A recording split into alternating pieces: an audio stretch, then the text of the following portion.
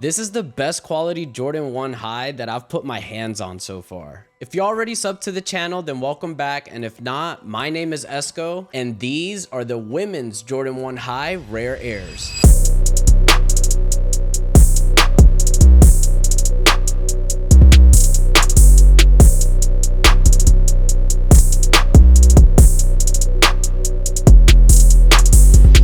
Now, if you just watched the review I did on the men's version of the Rare Air Jordan 1, thank you for clicking on this video. And if you haven't seen that video, go watch it after you watch this one. But anyways, let's get to the unboxing. And this box is a little bit different than the men's version.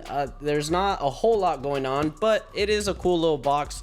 You got the Nike logo here with some fading on there, and it keeps consistent all the way around with that Nike logo. But other than that, it's just a regular Jordan 1 box. And the size tag, we got an 11.5 since this is a women's pair, so that'll be a size 10 in men's. And it reads women's Air Jordan 1 High OG in the Sail Cinnabar and Light Bone colorway. Now, one thing that they did keep consistent between this one and the men's pair is the tissue paper that you get inside, with it having a bunch of different pictures of older Jordan 1s on there. It looks really cool. I love what they did with that tissue paper. It just adds to the unboxing experience, you know? If you guys watch my videos, you know I'm a sucker for good packaging and boxes and all that. It's just all about the experience. But anyways, you guys don't care about the box. You guys care about the shoe. So let's bring the shoe out. And here it is. This is the women's Jordan 1 High OG Rare Air. Now, before we get into the details of the shoe, I did miss out one thing about your unboxing experience.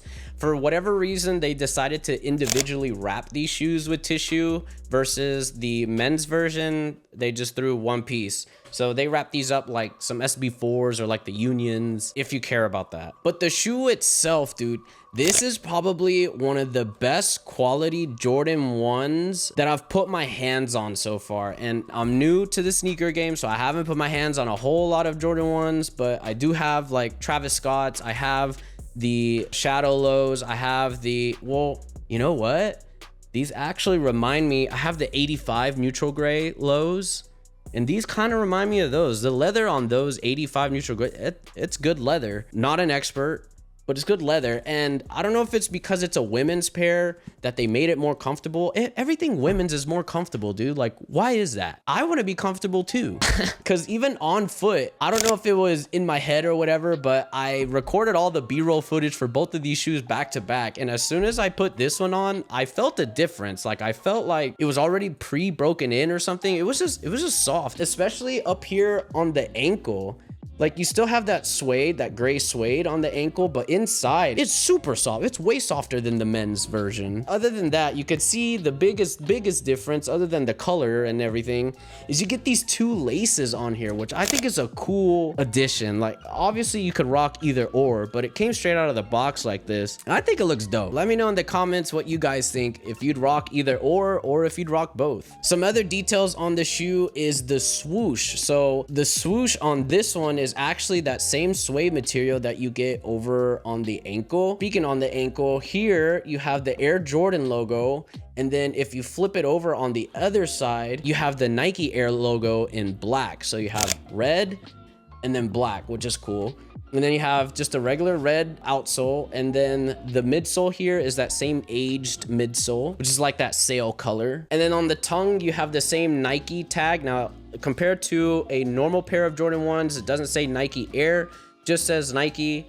I don't really care about that. I think this looks perfectly fine. And then inside the shoe, the insole is the same. You have the same insole with the Rare Air branding on here, and just your normal regular Jordan 1 insole. But yeah, these feel like, look at that. Like, they feel soft. They feel really soft. They felt really good on foot. I'm pretty sure it wasn't in my head, because I noticed it instantly when I put them on. I was just like, oh my gosh, like, these feel a lot better. And it made me like them a little bit more, even though there's not a whole lot more going on with these. Like, the other ones are, you know, that blue, white, and then you have the black swoosh, and you can rub it off and get the red paint on there too. This, the colors are nice. It's just neutral colors on there. If you take the red laces off and just rock the white ones, you can pretty much wear this with anything. But unfortunately, or fortunately, these are sitting Also, at retailers, all the way up to a men's size 10. The only size that's sold out is a 10.5, but you can literally go to Nike right now, at least at the time that I'm making this video, and order up to a size 10 for $180. But just like the men's pair, you might not want to do that, and you might just want to go ahead and order it off StockX or GOAT, because they are below retail. Yes, they are below retail. So let's take a look at what they're going for right now. So for the exact pair that I have in a men's size 10 or women's size 11.5, these are going for $135. Now, it's not as disrespectfully low as the men's version, which was $115. Like, oh my goodness. So it's not like a whole lot cheaper, but it is a little bit cheaper. Let me see, like after taxes and fees and stuff. Yeah, $169. Instead of paying $180 plus tax, I paid $194.95 after tax.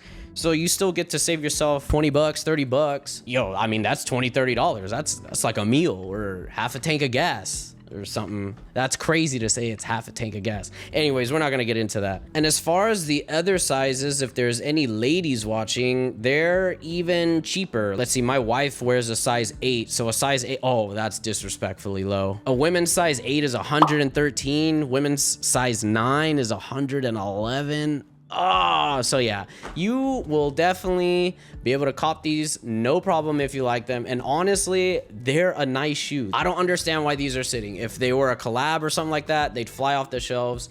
And this particular pair, the women's version, has some of the best materials I've seen on a Jordan 1. And I know that's kind of crazy to say, especially for me being new or whatever, but you know, I have some, hold on. I have some Jordan 1s, okay? And I know they're not Jordan 1 highs, but they don't need to be high tops for me to compare like the toe box and the leather and everything. Let me know in the comments if this is a pair of shoes that you'd get for yourself, or if you're just gonna save your money and wait for some other hype pair to come out. There's a ton of shoes coming out, and there's even other versions of the Rare Air. You have the Jordan 3 Rare Airs, which I also saw are sitting, well, not sitting, but they're not crazy expensive on the resale market, so technically they bricked. But the Jordan 4 Rare Airs, everybody loves Jordan 4s for whatever reason. That's what I've noticed since I've entered the sneaker game, is Jordan 4s is where it's at. I don't know how it was before, but that's where it's at right now. And I know some of those currently are going for like $400, $500 depending on the size.